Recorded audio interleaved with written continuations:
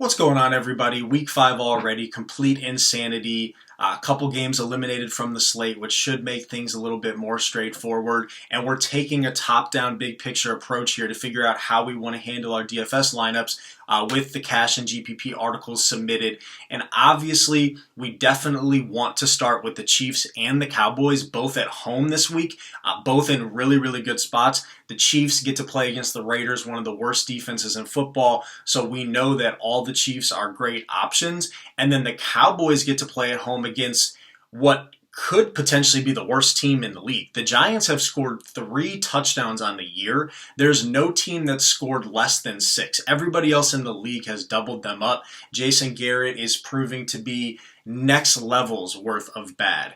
And so the Cowboys, who I was wrong last week. I thought they would be able to control the game against what I don't believe is a very good Browns defense overall, especially they can be had in the running game. We know the Cowboys' offensive line is in complete shambles right now, which sucks because we know what they used to be. However, against a pretty bad Giants defense and against a very uninspiring Giants offense, which should not control the clock a ton, this is going to probably be that spot where Zeke is able to get things going, where the Cowboys are able to, even though they've proven they're not a great team, they're fantastic for fantasy, and this is a spot where they should be able to dominate both as a team and for fantasy. So we have to start there, obviously.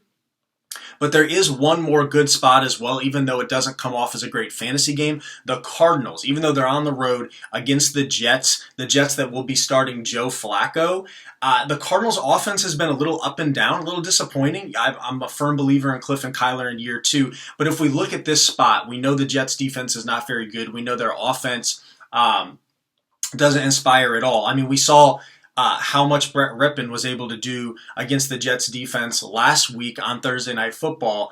So Cliff and Kyler, you're telling me they're not going to be able to put up 30 points when they should have time of possession and have the ball a lot. Again, with Joe Flacco not able to do much is obviously the projection. So all 3 of those spots, we kind of have to figure out what we want to do there because that's probably going to be the linchpin of our lineups. And of course, diversification when we're making multiple tournament teams, especially if we're playing tournaments, makes a ton of sense. But we also have to look at some of these games because we know how significant it is to win a tournament in terms of playing run-it-back stacks, playing game stacks, and finding those games that can be 50 to 55 to even higher point totals. And we have some interesting games this week, specifically the Panthers and the Falcons, mainly for 2 reasons. One, both of these defenses are awful, some of the worst in the league. And then we have 2 very capable, yes, I said 2 very capable quarterbacks. Matt Ryan is 4th in the league in passing yards per game,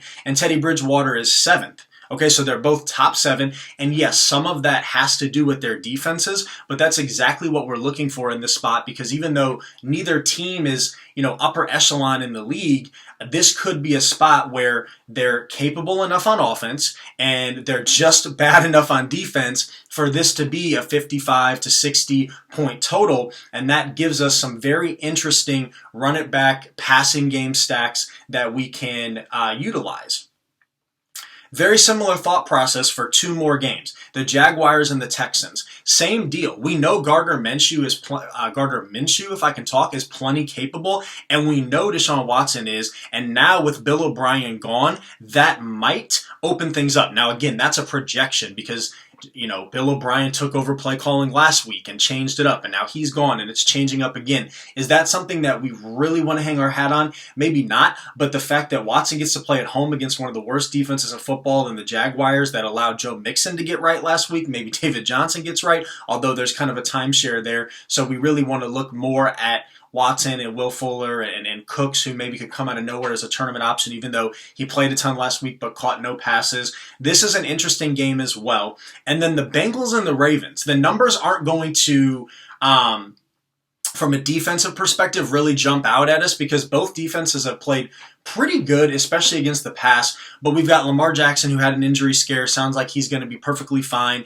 against a definitely beatable Bengals defense, especially their secondary. This could be a get-right spot, a tournament spot to stack Lamar Jackson with Marquise Brown. But then we have to continue to remember and shout out that Joe Burrow is just the truth. Like, he's the OG. He's thrown for 300 or more passing yards 3 straight games, and we know the Ravens have a pretty solid front, so this might be a game where Mixon kind of comes back down to earth a little bit. If he does, if the Ravens control the game like we kind of expect them to, this could be another spot where Burrow could throw for 300 yards again because he has to, and if he does, that makes Tyler Boyd, who's seen a ton of volume, super interesting, even though he is going to have to face off against Marlon Humphrey. That makes A.J. Green back on the tournament radar. I'm not giving up yet. Obviously, I'm not going to sit here and be confident in A.J. Green in any way, shape, or form, but as a tournament play, with all the volume that the Bengals have, with all of the passing yards that Joe Burrow is racking up, and A.J. Green still continues to be one of the main 3 guys there with Tyler Boyd and, of course, T. Higgins, and don't forget about Drew Sample. That's a game that doesn't jump out of the page, especially when we have some of these other games and these other spots, but it's one that makes sense and is interesting and intriguing to game stack with a Hollywood Brown and with a Tyler Boyd run it back or something like that. That's probably going to be a little bit lower owned. I'm not saying, go all in by any means, but again, if you're building multiple teams, this Ravens-Bengals game just jumps out at me as one that could surprisingly end up as a 55-plus point total. I'm not saying it's a lock by any means. I like the other spots better. That's why I talked about them first. However, another one that I'm interested in, and that's really it. Other than finding a stud, like maybe throwing in a Kareem Hunt, because we know that the Colts defense is banged up and the Browns have such a good offensive line and there's no Nick Chubb, which is why we do the injury videos. Other than finding a few solid spots that make sense, we want to take most of our plays from these best spots of the week and really use that top-down approach to build our lineups, and hopefully that can win us some more money here in week 5. Good luck, everybody.